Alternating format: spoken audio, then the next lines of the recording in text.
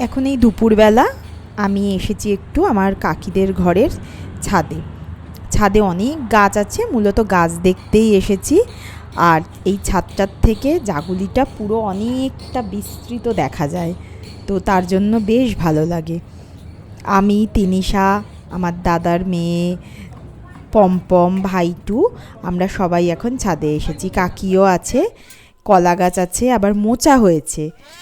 এই যে দেখুন মোচা হয়েছে। আর কাকির এই গাছে অনেক ড্রাগন গাছ আছে, সেখানে প্রচুর ড্রাগনও হয়েছিল। এখন যদিও নেই, সেই ড্রাগন খেয়েওছি। ড্রাগন ফল খুবই মিষ্টি, খুবই ভালো হয়েছিল। এই যে সবেদা গাছ আছে, ড্রাগন গাছ আছে, প্রচুর জবা ফুল গাছ রয়েছে, অনেক গাছ রয়েছে। প্রচুর যত্নও করতে হয়। এই যে তিনিশা রানী, পমপম আর ভাইটু, এই যে দেখুন এগুলোই ড্রাগন গাছ। এখন তো ড্রাগনের ছড়াছড়ি। বছর পাঁচেক আগেও, 5 বছর কি আরও কম হবে বোধহয়, ড্রাগন ফল কি আমি জানতামই না। শুধু ড্রাগন কেন, ড্রাগন, কিউই, অ্যাভোকাডো, এগুলো এখন বেশ অনেক দেখতে পাই। ওই যে দূরে কালী মন্দিরটা দেখা যাচ্ছে, এটা এখানে নতুন হয়েছে। ওদিকটাই কৃষ্ণনগরের দিক, কৃষ্ণনগর শিলিগুড়ি।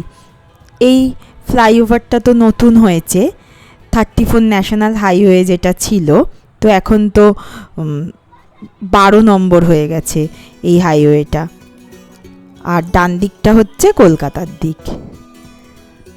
এই যে দেখুন কত গাছ চারিদিকে, প্রচুর ফুল গাছ, লেবু গাছ, তো বেশ ভালো লাগছে এসে। আর এই দিকটাতেই হচ্ছে আমার হাই স্কুল আর প্রাইমারি স্কুল। আমাদের বাড়ির বাউন্ডারি শেষ, তারপর জাস্ট একটা রাস্তা, তারপরেই স্কুলের বাউন্ডারি শুরু। তো একদম প্রাইমারি থেকে 12 অবধি ঘরের কাছেই। এই যে এটা হচ্ছে প্রাইমারি স্কুল, এই বিল্ডিংটা নতুন হয়েছে। আর একটু দূরে যে দেখা যাচ্ছে সাদা রঙের বিল্ডিং, ওটা হচ্ছে আমার হাই স্কুল, যে স্কুলে 5 থেকে 12 অবধি পড়েছি।